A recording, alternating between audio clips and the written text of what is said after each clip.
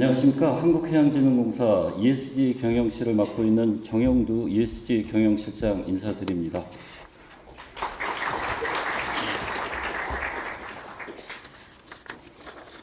이번 제가 발표드릴 내용은 두 개 파트로 나누어서 첫 번째로 이제 저희 공사 사업 성과하고 사업 전략에 대해서 좀 말씀을 드리고요.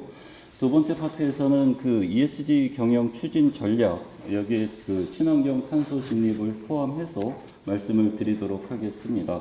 공사 주요 성과에서 저희가 이제 작년에 새로운 미션과 비전을 발표를 했는데 그 내용하고 저희가 어떤 사업들을 중점적으로 추진을 해 왔는지 이 부분에 대한 성과, 그 다음에 이제 작년도 대표 성과에 대해서 간단하게 말씀을 드리겠습니다.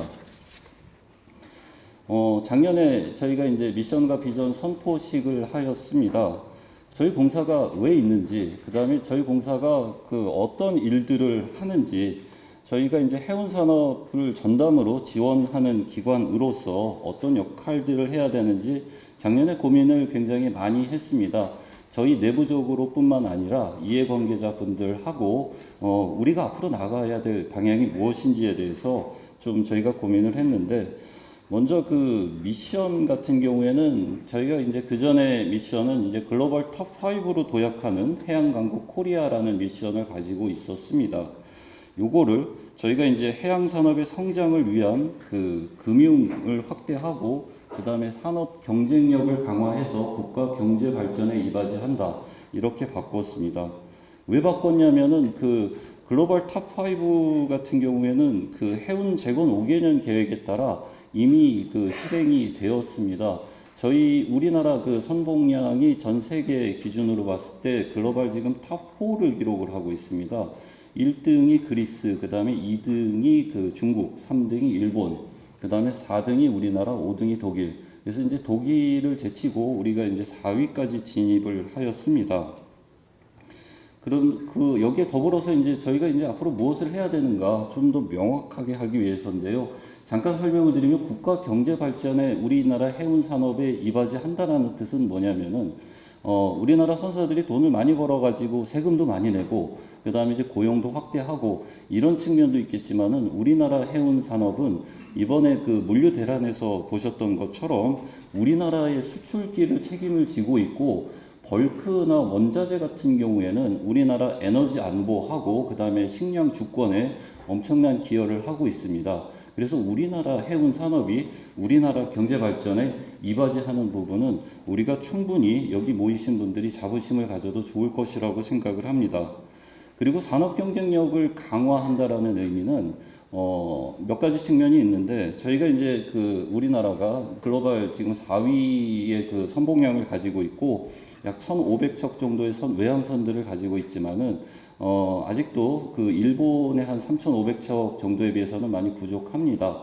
그래서 앞으로 우리가 또 해야 될 일들은 우리나라 선박을 많이 확충을 해야 되는 부분들이 있고, 그 다음에 이제 미래의 변화에 대해서 선제적으로 대응을 할 필요가 있고, 이 부분들은 다시 아시는 것처럼 친환경 탄소 중립이라든지 아니면 디지털 전환에 우리가 좀 선제적으로 대응해서 미래의 해운에 대해서 우리가 좀 선도적인 지위를 가질 필요가 있다.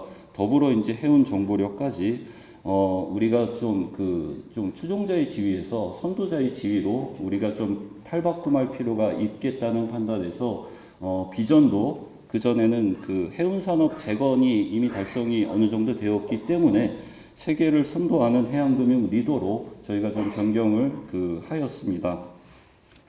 그래서 앞으로 저희 미래상은 총자산 20조 원하고 그 다음에 선박금융 공급 1위, 그 다음에 스마트 해운 물류 통합 플랫폼 구현, 그 다음에 ESG 최고 등급 달성, 이렇게 저희의 목표치를 설정을 하였습니다.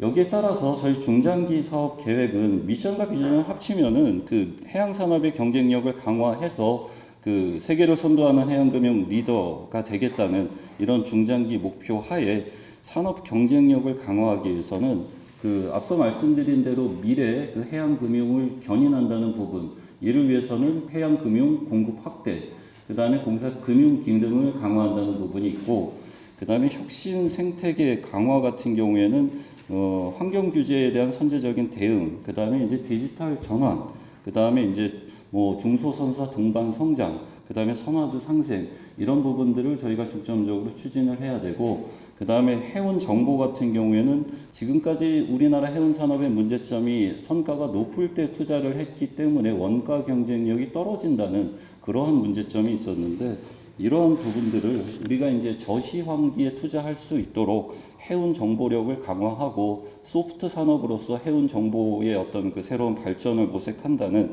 이런 의미가 있고, 그래서 저희가 2022년도 작년 같은 경우에는 8개 사업들을 저희가 중점적으로 좀 추진을 했고, 여기에 대해서 좀 구체적인 성과들을 저희가 좀 많이 보였습니다.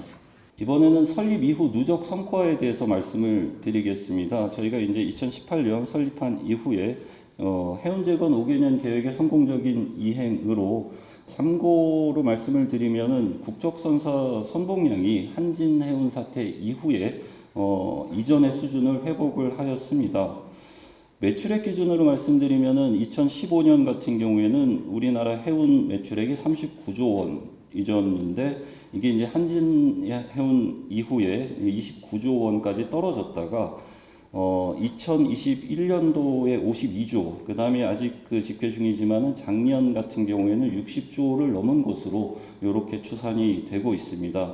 그래서 매출액이라는 게 어차피 뭐 해운 시황하고 그다음 환율의 영향은 많이 받지만은 선봉량이 늘어나면서 우리나라 해운 산업의 매출액도 크게 증가를 했다. 선봉량 또한 그 한진해운 파산 이전의 수준을 이미 넘어서고 있는 것으로 이렇게 저희는 보고 있고요. 이러한 누적 성과가 있었고, 특히 이제 코로나19 때 위기 대응으로서 우리나라 국적 선사들, 여기 계신 많은 분들께서 우리나라 수출길을 활짝 열어주면서 우리나라 좀 산업을 지지하는, 우리나라 국민 경제를 지지하는 지대한 역할들을 하셨습니다. 저희가 돌아보면은 좀 제일 어려웠을 때가 사실은 불과 몇 년 전까지만 해도 해운 시장이 상당히 불황이었고, 그 다음에 이제 장기 불황으로 이어진다, 뭐 이런 코로나 이전까지만 해도 그런 상황이었는데, 아마 돌아보면 가장 힘들었을 때가 우리나라 국적 원양 선사 메가 컨테이너선 20척을 대량 발주를 할 때가 아니었나 싶습니다. 사실은 그때를 기점으로 우리나라 해운 산업이 빠르게 회복을 하기 시작했는데요. 당시를 돌아보면은 좀 20척에 달하는 메가컨선들을 발주를 하는 것은 너무나 큰 모험이다. 업계의 반대도 많이 있었지만은 저시황기에 투자를 하는 어떤 단초를 좀 마련을 하면서 우리나라 해운 산업이 빠르게 회복되는 어떤 계기가 되었다라고 저희는 보고 있고, 반면에 뭐 저희가 잘한 것만 있는 건 아니고 저희 한계점도 분명히 있었다라고 생각을 합니다. 그게 이제 대표적으로 좀 대형 선사 쪽에 너무 좀 편중되었다는 좀 지적들이 많았고요. 그런 부분들이 설립 초기에는 저희가 이제 원양 컨테이너 선사에 대해서 좀 집중 지원한 부분들이 뭐 많이 있었지만은 선사가 이제 경영 정상화 이후에 저희가 중소선사라든지 중견선사에 대한 비중을 계속 빠르게 늘려가면서 그 비중들은 지금 이제 대형 선사하고 중소 중견 선사하고 비중은 지금 어느 정도 밸런스를 찾아가고 있는 부분입니다. 또 한편으로 저희가 생각했을 때 선박금융시장 점유율이 아직 1등은 아닙니다. 이게 누적 익스포저 기준으로 보면은 저희 기준으로 한 선박 점유율 한 3% 정도 이렇게 되고 있는데, 보증을 합치면 좀 달라지지만은, 그래서 저희가 해운 산업을 지원하는 전담 기관으로서 선박금융시장 점유율도 좀 입지를 더 강화해서 확대할 필요가 있겠다라고 하고, 저희가 이제 그런 비전을 가지고 사업들을 진행을 해오고 있습니다. 누적 성과를 간단하게 짚어보면은 선박금융 같은 경우에는 저희가 연평균 해갖고 한 1조 원 정도씩을 공급을 하고 있습니다. 그래서 크게 4가지가 이제 신조선에 대한 도입 부분, 투자 보증 부분, 요게 누적으로 하면은 한 3조 3천억 원 정도. 그 다음에 이제 보유 선박금융, 요거는 이제 중고선에 대한 부분들, 요게 한 9천억 정도. 그 다음에 이제 컨박스하고 항만 물류금융, 요 부분들이 이제 컨박스가 한 6,600억 정도, 그 다음에 이제 항만 물류가 한 2,600억 정도, 그 다음에 이제 유동성 지원 부분들이 이제 뭐 PCBO라든지 회사채 인수, 그 다음에 이제 대출 이자 지원, 이런 사업들을 이제 선박금융 쪽에서 좀 해 나가고 있고, 최근 들어서는 저희가 이제 선박금융을 좀 다변화하면서 공공선주 사업이라든지 민간 선박 투자를 촉진하기 위한 그 조세리스, 그 조세 특례 이런 부분들을 저희가 좀 중점적으로 추진을 해왔고 또 앞으로는 좀 STO를 활용한 선박 투자 활성화, 그다음에 이제 그 신용평가 고도화 이런 부분들에 대해서도 저희가 좀 중점적으로 추진을 해왔습니다. 해운산업 그 정책 사업 또한 저희가 좀 효과가 있었던 게 그 특히 이제 친환경 부분에 대해서 저희가 이제 좀 여러 가지 지원책들을 마련을 해서 여러 가지 좀 노력들을 하였습니다. 특히 이제 친환경 설비 같은 경우에는 저희 그 스크러버나 BWTS 같은 경우에는 최근에는 그 AMP라든지 아니면 ESD 쪽으로 확대를 하고 있고 사실은 그 친환경 설비 개량 지원이라는 게 이제 스크러버나 그 기본적인 장치 같은 경우에는 담보로 인정이 되지 않기 때문에 금융에서 어려움들이 되게 많았는데 이런 부분들이 BWTS 같은 경우에는 우리나라 설치율이 한 92% 정도까지 가고 전 세계 넘버1까지 가는 이러한 구체적인 성과를 좀 나타내고 있고요. 국가필수 선대라든지 우수선화제 인증 이런 부분들도 저희가 중점적으로 추진을 해오고 있습니다. 작년의 성과에 대해서 간단하게 말씀드리겠습니다. 작년에 저희가 이제 금융 공급을 한 1조 5천억 정도를 했고요. 그 중에 한 64%가 이제 선박에 대한 금융 공급, 나머지가 이제 항만 물류라든지 유동성 지원 이런 부분들이 있었고, 그 다음에 해운 정보 같은 경우에도 저희가 이제 월 평균 조회수가 한 1,250건 정도를 기록을 하고 있습니다. 그 대표 성과로 카타르 LNG 같은 경우에는 이번에 딜 오브 더 이어 발표가 최근에 나왔는데요. 이게 무슨 의미가 있냐면은 그 역사상 최대 규모의 선박금융 딜이라는 의미가 있고 두 번째는 그 민관 공이 그 같이 긴밀한 협력으로 뭐 성과를 창출했다는 의미가 있고 이 성공 요인은 국내 정책 금융기관들이 협력을 해서 LTV를 93%까지 끌어올리면서 우리나라 선사들 그리고 조선서들까지 안정적인 그 먹거리를 창출했다는 의미가 있습니다. 그 다음에 이제 중소선사 특별 지원 프로그램을 저희가 작년부터 시작했습니다. 우리나라가 이제 대형선사하고 중소선사하고 함께 잘 살 수 있도록 이 프로그램을 작년 3월 달에 론칭을 해서 저희가 이게 내용은 투자 보증 요율을 할인하고 그 다음에 이제 그 중소선사에 대한 컨설팅을 실시하는 부분으로 작년에는 저희가 한 1,300억 정도 그 다음에 이제 컨설팅 11회를 실시해서 동반 성장 노력도 지속을 하고 있습니다. 그 다음에 해상운임지수 해운정보산업 같은 경우에는 작년 11월에 KCCI 정식으로 공표를 시작을 하였습니다. 기존의 운임지수의 문제점이 뭐냐면은 SCFI 같은 경우에는 중국 상해발 기준이기 때문에 우리나라는 그 부산발 운임이 아닙니다. 그래서 선사나 화주들이 정확한 운임을 좀 보기가 어려운 부분들이 있는데 이런 부분들을 우리 그 KCCI를 통해서 좀 정확한 운임에 대한 가이드를 좀 제시를 할 수 있게 되었고 그 다음에 이제 우리나라 선사가 주로 운항하는 그 연근해라든지 동남아 노선에 대한 그 세부적인 노선과 운임 정보를 제공한다는 이런 의미가 있습니다. 그래서 저희가 이제 패널들 플러스 그 SCFI하고는 좀 다르게 그 포트미스 데이터를 통해 갖고 정확성을 더 많이 가져가고 있고 공사 홈페이지라든지 시황 보고서를 통해서 업계에 무료 발간하고 있으니까 여러분들의 좀 많은 관심도 부탁드리고요. 이런 그 KCCI 같은 경우에는 활용이 더욱 확대될 수 있도록 저희가 노력할 수 있도록 하겠습니다. 예, 지금까지 저희 그 공사 누적 사업 성과하고 사업 전략, 그 다음에 이제 작년 그 대표 성과에 대해서 간단하게 말씀을 드렸고요. 저희 그 ESG 경영 추진 전략에 대해서 두 번째로 말씀을 드리겠습니다. 먼저 그 해운 산업의 ESG가 중요한 이유를 제가 간단하게 한번 말씀을 드리면은 우리나라 선사들이 돈을 벌기 위해서는 두 가지 핵심 자산이 두 가지가 필요합니다. 먼저 선박이 필요하고 두 번째가 화물이 필요합니다. 단순하게 말씀드리면은 그 해운업이라는 것은 선박을 이용해서 화물을 운송해서 운임을 수취해서 돈을 버는 산업입니다. 근데 앞으로 변화가 많이 생기는 ESG로 인해서 변화가 생기는 부분은 뭐냐면은 그 첫 번째는 선박의 측면에서 ESG 경영을 잘 못하게 되면 선박을 확보하기가 어려워집니다. 선박을 확보하려면 금융이 필요한데 앞으로는 ESG 경영을 잘하는 선사들은 좋은 금융 조건으로 선박을 수월하게 확보할 수 있다는 뜻입니다. 근데 ESG 경영을 잘 못하게 되면은 선박을 확보하지 못하게 된다면은 앞으로 그 해운업을 좀 영위하기가 상당히 어려워지는 이런 상황이 되고, 두 번째 화물 부분에서는 더 심각한 부분들이 우리나라뿐만 아니라 전 세계 화주들이 ESG 경영을 잘하는 선사들에게 그 좋은 화물을 줄 수밖에 없는 이런 상황입니다.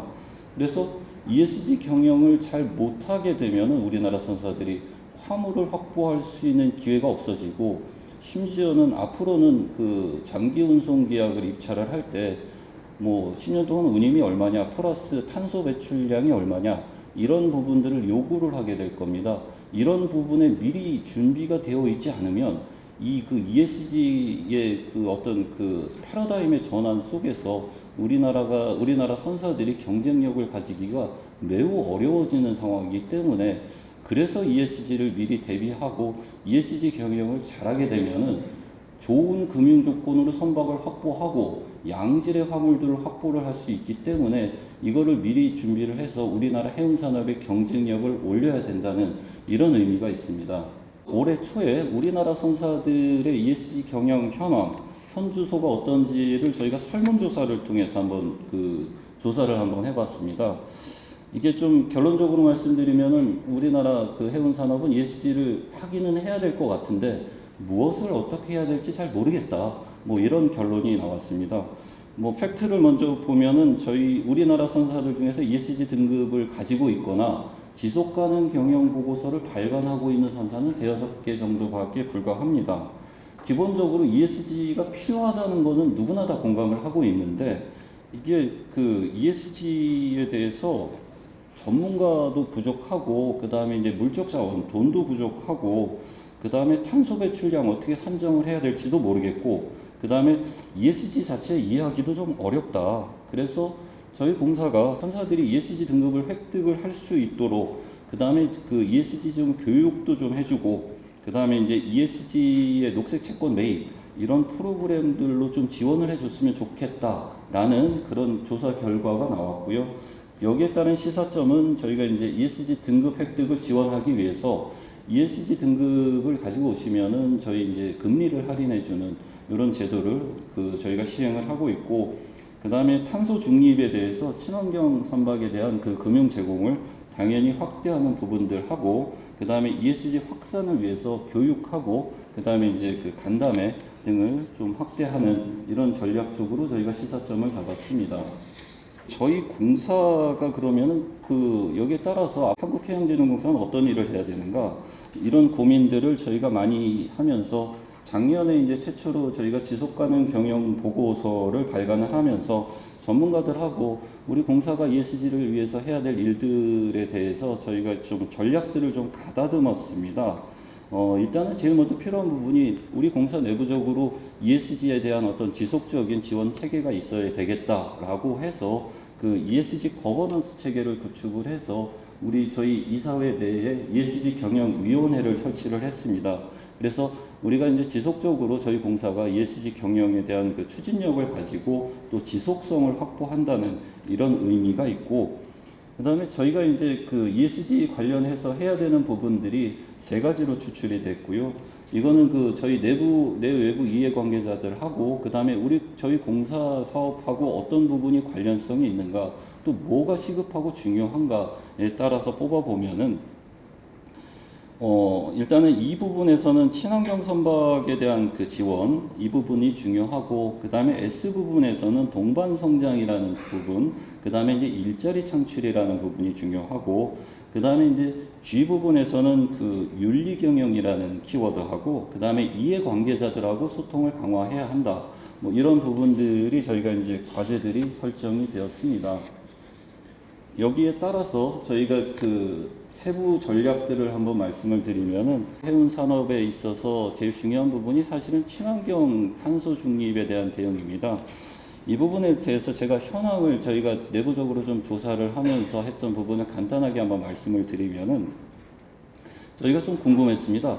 우리나라 그 해운 산업의 친환경 대응이 다른 나라에 비해서 어느 정도 수준인가? 이 부분을 저희가 이제 클락슨 데이터를 가지고 한번 조사를 한번 해봤는데요.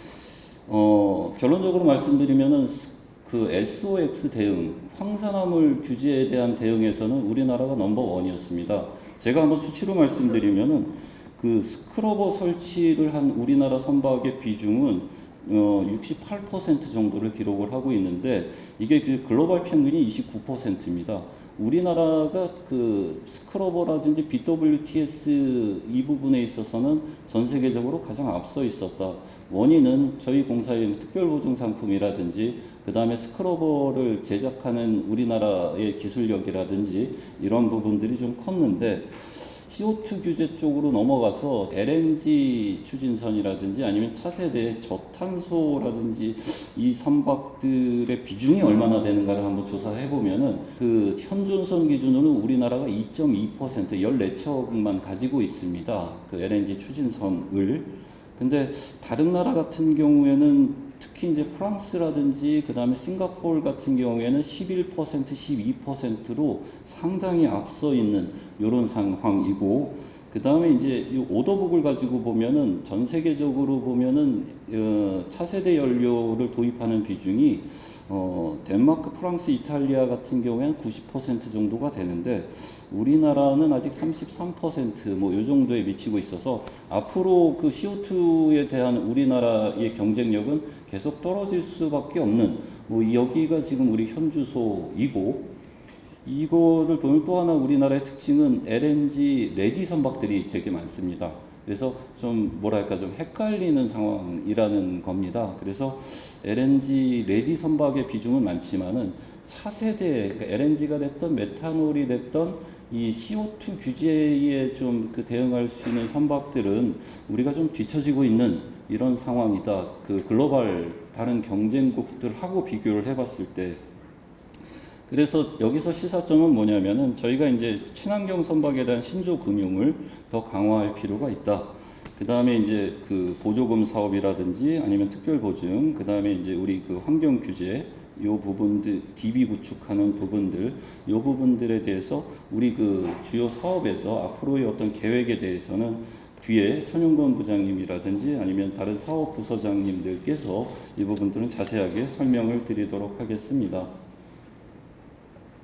S부분의 슬로건은 해운산업 동반성장 견인입니다. 동반성장이라는 것이 이제 두 가지가 있습니다. 첫 번째는 이제 중소선사하고 대형선사하고 골고루 좀 이렇게 번영을 누릴 수 있도록 하는 부분이 있고, 그 다음에 이제 선화주 상생, 그 선주하고 화주하고 이렇게 같이 상생할 수 있는 부분들이 있는데, 이 부분 또한 저희가 이제 중점적으로 우수선화주 인증 사업이라든지 아니면은 중소선사 특별지원 프로그램 이 확대라든지 이렇게 하면서 저희가 동반 성장을 조금 더 견인할 수 있는 사업들을 하게 좀 하는 계획들이 있고요. 그 다음에 이제 일자리 부분에서는 그 우리 해운산업에서 신조를 많이 확대를 해 주시면서 그 조선소라든지 철강까지 일자리가 확대되는 부분들로 저희 성과가 나타나고 있고, 이 부분들은 또 더욱더 앞으로 신조 금융에 저희가 조금 더 노력을 해야 되는 부분이고, 그 다음에 인권 경영이라든지 윤리 경영 이런 부분들도 저희가 이제 특히 갑질이라든지 이런 부분들도 저희가 좀 같이 노력을 해야 되는 부분. 더 중요한 부분들은 ESG 경영 확산을 하는 부분인데, 이 부분들도 작년에는 저희가 이제 ESG 세미나를 개최를 했고, 그 다음에 이제 그 실무 교육을 개최를 했는데, 올해는 그 교육을 조금 더 확대를 하고, 그 다음에 이제 간담회를 저희가 정기적으로 열어서 ESG에 대한 그 여러분들의 목소리를 우리 사업에, 저희 사업에 좀 즉시적으로 반영할 수 있도록 이렇게 좀 더 추진을 하도록 하겠습니다. G부분, 마지막 G부분 같은 경우에는 가장 큰 부분이 저희가 이제 앞서 이사회 내에 ESG 거버넌스 체계를 구축을 했고, 그 다음에 특히 작년 같은 경우 저희가 이제 경영 공시 투명성을 강화해서 그 무벌점을 기록하면서, 그리고 특히 중요한 부분은 이해관계자 소통을 확대하는 부분인데요. 저희가 이런 그 사업 설명회라든지 아니면은 그 사업 단위별로 설명회를 계속 확대를 하면서 그 자리에서 그 여러분들의 목소리를 좀 듣고 그거를 이제 사업에 반영하고 이러한 좀 노력들을 또 많이 강화를 하고, 특히 작년 같은 경우에는 그 KCCR이라든지 아니면은 여러 가지 중소선사 특별 지원 프로그램이 그런 식으로 많이 좀 사업에 많이 녹여 들어갔는데, 이런 그 이해관계자 소통을 강화하는 이런 부분들로 저희가 조금 더 그 G 부분에 대해서도, 거버넌스 부분에 대해서도 노력을 할 수 있도록 하겠습니다. 정리를 해보면은 그 ESG 필요성에 대해서는 앞으로 ESG 대응을 못하면은 ESG가 우리나라 해운산업 경쟁력의 가장 아주 중요한 핵심 요소로 부각을 하고 있기 때문에 미리 준비를 할 필요가 있다. 그 다음에 이제 특히 친환경 탄소 중립 같은 경우에는 우리나라 경쟁력이 떨어지고 있기 때문에 이 부분들에 대해서 저희도 지금 금융을 확대하고, 그 다음에 이제 여기 그 해운산업의 종사자분들하고 같이 친환경 탄소 중립에 더 적극적으로 좀 노력을 해야 되는 시점이다. 그 다음에 동반 성장하고 이해관계자 소통 또한 우리가 빼놓지 않고 과제를 챙겨야 된다. 이렇게 정리를 하면서 발표를 마치도록 하겠습니다. 감사합니다.